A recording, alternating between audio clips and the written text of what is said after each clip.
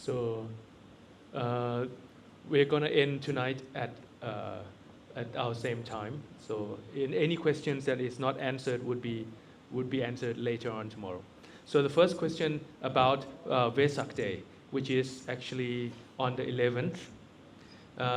The question is, will there be any special event happening on Vesak Day? And will there be a Patimoksha? And where is it going to be held? So Prajan's answer is, the Patimoksha is going to be held here in this hall on the 11th. And the time would be probably around after our afternoon session of teaching and meditation finishes. Then the Patimoksha would be held here. And any special event, actually there's nothing special per se, but one special event would be that we're going to have like an evening Vientiane, a circumambulation ceremony with candles in the evening. So that would be the special event happening on Vesak Day. And Prajan clarifies certain topics that you know the word Nana Sangwat, which means the different Sangha would not be allowed to do Patimoksha together. And so it has been an issue that was raised up in the Thai Dhammayutta community that sometimes they would not allow different Sangha to do Patimoksha together. But Prajan Pairod, for him and here at this monastery, he would do the Patimoksha together. And his clarification is that he considers that we follow the same teacher. We follow the same Buddha. We trust the teachings of Luang Pu Man. We trust the teaching of Luang Po Very Young. So from this, he would consider everyone here as one Sangha, no matter which kind of tradition that we are ordained in. But the trust and the belief that we practice together is one. So Prajan consider everyone here as one Sangha. And he clarified this with many other teachers that this is how it's done here. And so even consulting with senior monks at Wat Bawon, เจ้าคุณสมเด็จพระวรรณรัตน์ Prajan also เจ้าคุณสมเด็จ also advised that whenever the situation is appropriate to do the Sanghagama together, then you should do it together. So that's what's going to be happening on the Vesak Day, that we're going to do our Patimoksha together. Prajan asked that, so there's different styles of amending our vows, doing our abati. So if we have different styles of declaring our abati, we can do it in our own style. And after we have offered our clarification of our abati, then we can do the Patimoksha together. So everyone is free to do it in their own style that they are used to. सबसे पहले यह प्रश्न उठा है कि वैसा पूर्णिमा 11 तारीख को है, तो उस दिन कोई स्पेशल प्रोग्राम का आयोजन किया है क्या, ऐसा प्रश्न. Okay. So the first question is concerning sleepiness. So the question is the state of bhavanka, which relates to like snoozing off. Snoozing, you understand, right? Snoozing off. Is it the same as sleepiness? And when that happens, do we need to fix it? And sometimes when I practice, I feel this kind of bliss or rapture that comes with this dozing off or bhavanka starting to arise. So what should I do? So Prajan's answer is sleepiness and the state of snoozing off into bhavanka is actually different. When you feel sleepiness actually comes before you start to do your meditation. And it comes from lack of sleep, which is different from when you feel blurry or snoozing off once you start to practice, and then it leads to like nodding, nodding, kind of falling asleep a little bit during the practice. So these two are actually very different, and it has different ways to fix it. And some people said that Prajan is using a different or wrong way to fix sleepiness, and it's not the method according to what the Buddha taught. Prajan want to clarify that up to now he did not talk about sleepiness at all. he was only talking about the state of drowsiness that comes from meditation. So it's actually very different. So these two are very different. So it has different ways to work with or to tackle this problem. So just this part first. Inamita. So it comes from lack of sleep. You get up late at night, or you wake up very early. So this is what the Buddha taught Venerable Moggallana, and he gave Venerable Moggallana eight advice on how to tackle this kind of sleepiness. So Prajan went through it very quickly. So if you feel sleepiness, the advice the Buddha gave was first, bring up something to think about. If you still feel sleepiness, then the second is to contemplate the Dhamma or Dhamma Vicaya. And if you still feel sleepy, then the third is to think about as if it's the daytime, Tivana Sanya, or think about bright light. If you still feel sleepy, the fourth is to open your eyes widely. If you still feel sleepy, then the fifth is to feel the sensations of your body, rub your body, arouse the sensations to occur. If you still feel sleepy, then the sixth is to pull your ears. The seventh is to get up and go for a walk. And the number 8 is to go and wash your face or take a shower. And after that, if you still feel sleepy, then the Buddha advised you to go take a nap. So this is how to tackle sleepiness. And this is actually different from tackling the dropping off or snoozing, dropping into bhavanga, which might seem like sleepiness. And when you want to fix or handle the dropping or sapangok in Thai, or dropping into sleepy bhavanga state, our teachers have given some techniques to work with this. And the advice is usually just endure it. Allow the dropping into bhavanga to happen, but endure it and just keep pushing at it. The advice is that even though you feel this dropping, at least there's still some kind of energy in the mind that is still going. When the energy is not enough, then you drop into this state of kind of sleepiness or bhavanga.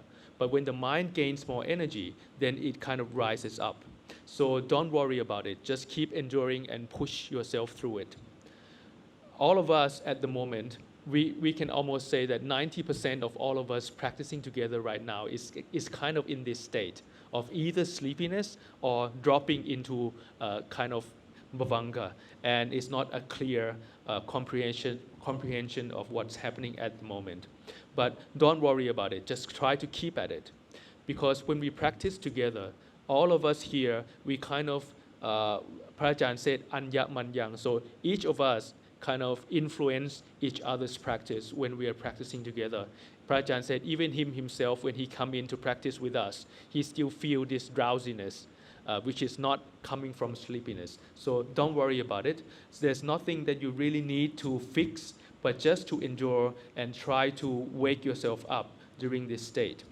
But one tip of advice for you to look out for is that before you drop into this bhavanga state, usually there would be some kind of image or some kind of sound appearing in your mind before you're dropping into this state of bhavanga.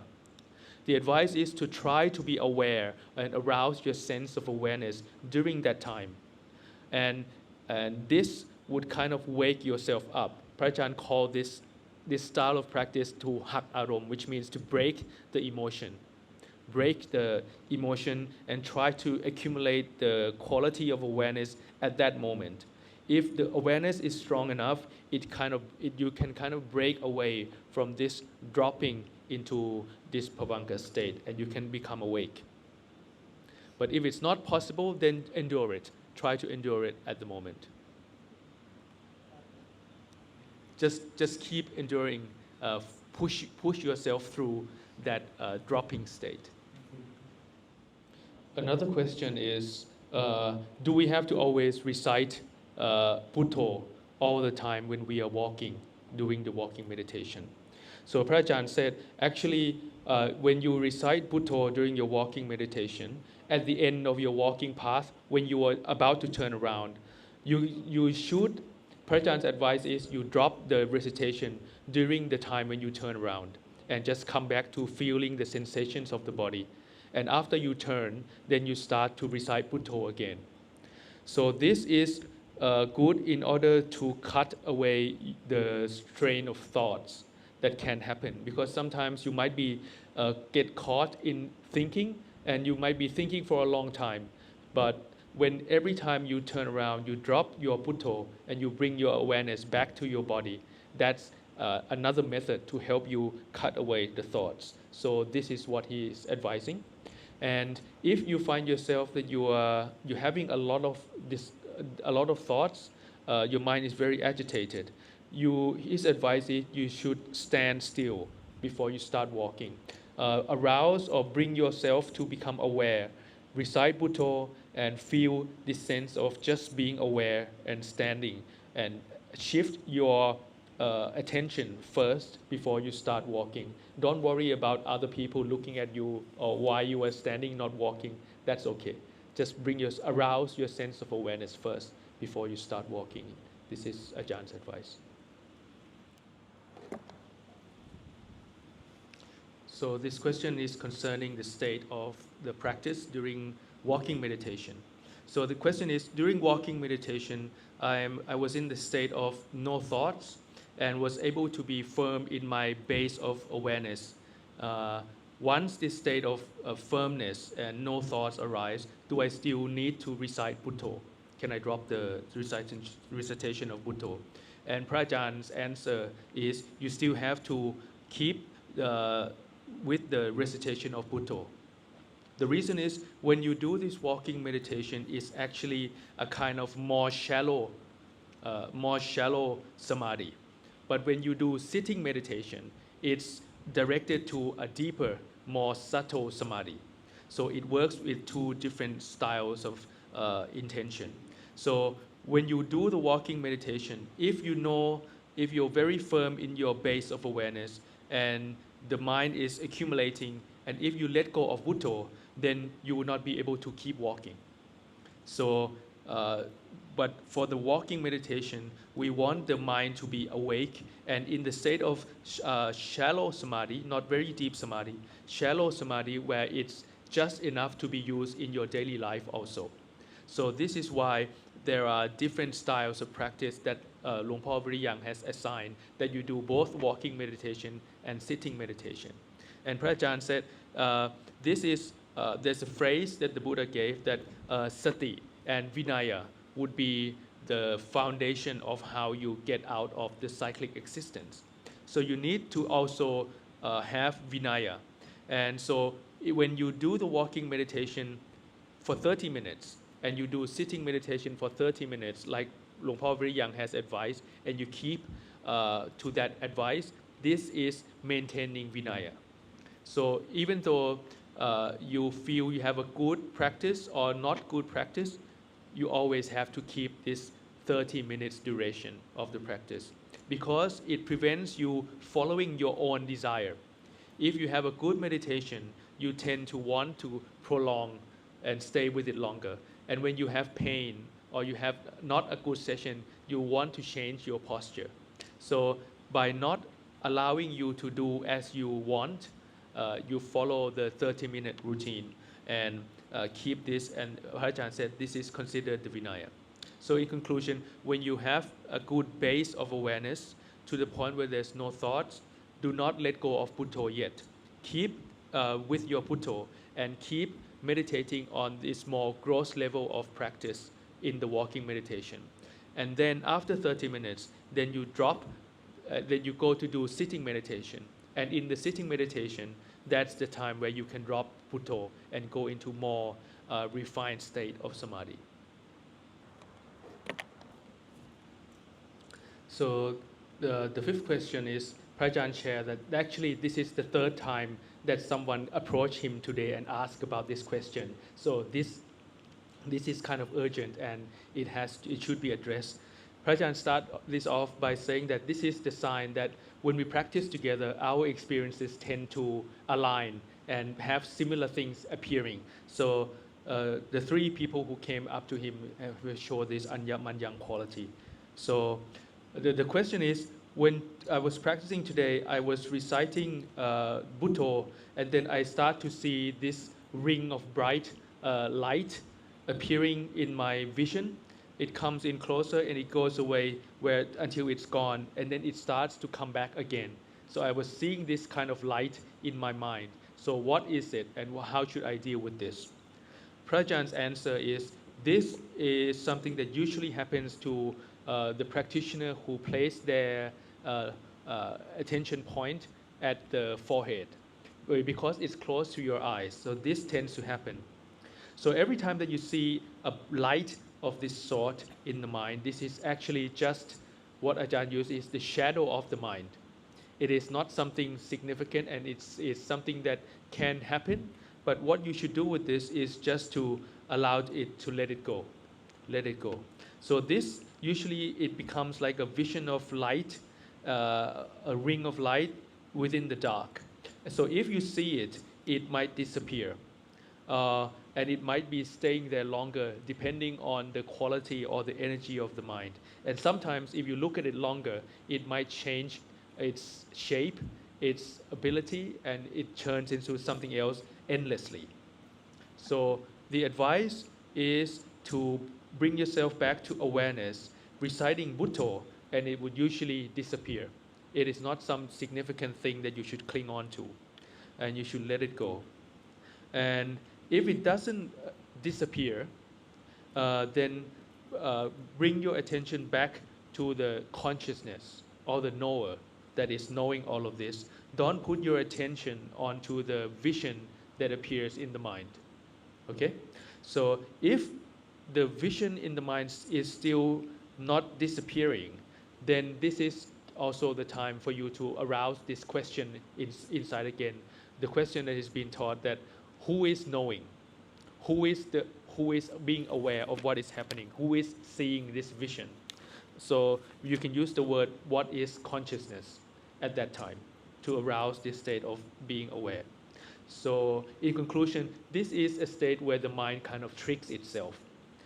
What you need to do is to bring yourself back to the base of your location point and come back to your mental recitation and bring yourself to this awareness and just observe or look at the vision that is appearing.